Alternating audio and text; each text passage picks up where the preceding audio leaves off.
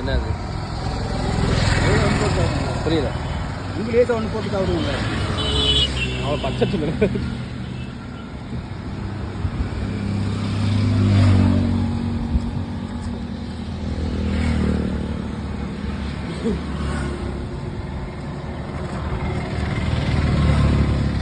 பல்லு விளக்காம பதினி குளிக்கிற முதல் நான் தான்.